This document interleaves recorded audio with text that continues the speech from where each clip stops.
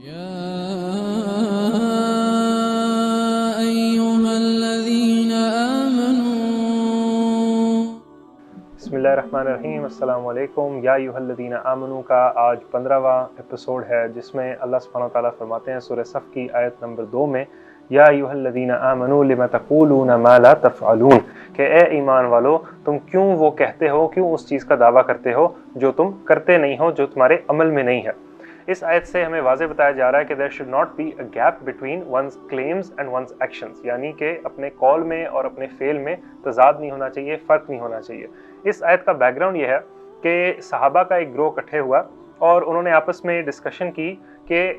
अल्लाह ताला के नज़दीक सबसे महबूब अमल कौन सा है, और उन्होंने ये दावा किया कि जब हमें पता लगेगा नबी सल्लल्लाहु अलैहि वसल्लम से कि सबसे अल्लाह ताला को क्या चीज़ पसंद है, तो हम ज़रूर वो काम करेंगे। राइट, तो अल्लाह ताला को उनका ये क्लेम पसंद नहीं आया। हालांकि क्लेम उनका झूठा नहीं था, वो करने की नीयत भी रखते थे, मगर उन्होंने ना इसमें इंशाअल्लाह का, ना इसमें ये जाहिर किया कि अल्लाह ताला तौफीक देगा तो करेंगे, यानी कि उन्होंने बस खुला दावा कर दिया कि जो भी चीज़ अल्लाह ताला को सबसे ज़्यादा पसंद है हम वो करके छोड़ेंगे। तो अल्लाह ताला ने उनकी इस्लाह के लिए उनको तंबीह फरमाया, उनको करेक्ट किया इस आयत के ज़रिए से कि तुम कोई भी अच्छा काम करने की कुव्वत नहीं खुद ही रखते, तो इसलिए दावा ना करो कि तुम ये काम करोगे।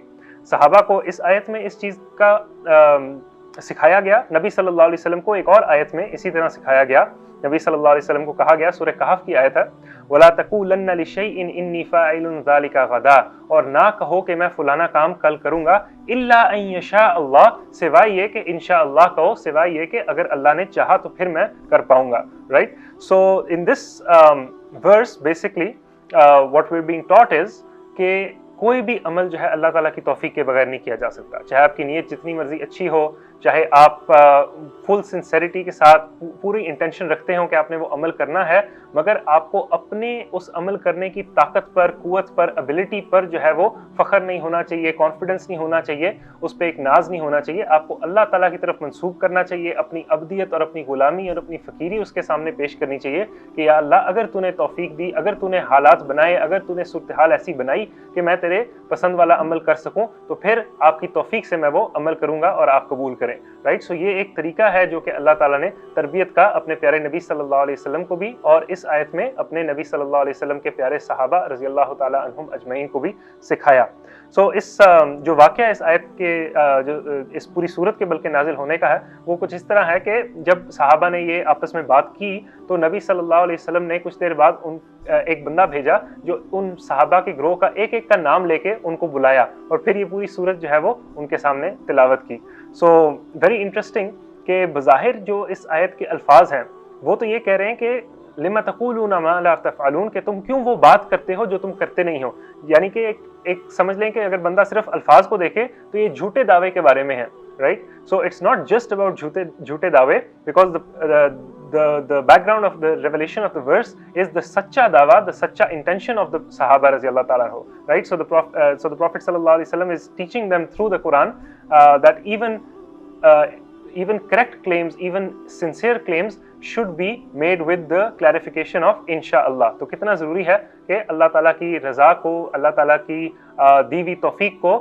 हर वक्त जहन में रखा जाए और उसको अपने इरादों में शामिल हाल किया जाए। क्योंकि हो सकता है कि आपकी पूरी नीयत हो कोई अमल करने की, आपका जिस्म आपका साथ ना दे, आप बीमार हो जाएं, आपको कोई चोट लग जाए, आपके हालात आपका साथ ना दें, किसी वजह से आप मशगूल हो जाएं, किसी वजह से आप डिस्ट्रैक्ट हो जाएं, किसी वजह से आप कॉट अप हो जाएं और आप ना कर सकें, या कोई भी हज़ार और वजह हो सकती हैं जो बंदे को कोई काम करने से रोक सकती हैं। So one should not make strong claims about the future कि मैं पूरा कुरान रमज़ान में ख़त्म करूँगा, सिवाय ये कि आप इंशाल्लाह कहें। आपको ये क्लेम नहीं करना चाहिए कि मैं पूरा हिफ्ज़ करूँगा, सिवाय ये कि आपको इंशाल्लाह कहना चाहिए, and so on and so forth. So basically what we're being taught is, in summary, is to not have faith in our own abilities and instead have faith in Allah Ta'ala giving us tawfiq to do good deeds. So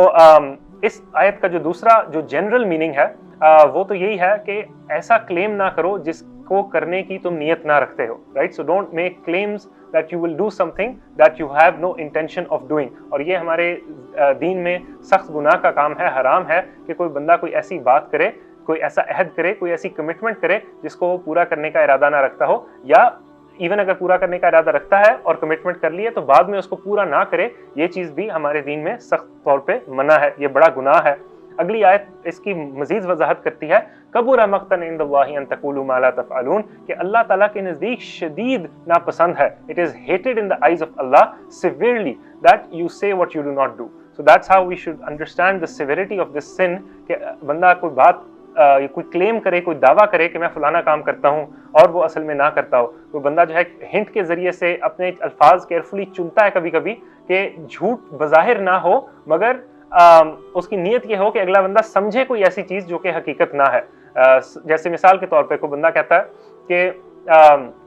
میں گھر جا کے سنتے پڑھ لوں گا, right. اب اس کی نیت کوئی نہیں ہے سنتے پڑھنے کی, اس نے ذہن میں یہ نیت بنائی ہوئی ہے کہ میں کبھی کبھی گھر جا کے سنتے پڑھ لیتا ہوں, ابھی اس کی نیت نہیں ہے پڑھنے کی, مگر سننے والا کیا سمجھ رہا ہے کہ یہ ابھی گھر جا کے سنتے پڑھے گا, رائٹ. سو ایسی دعوے نہیں کرنے چاہیے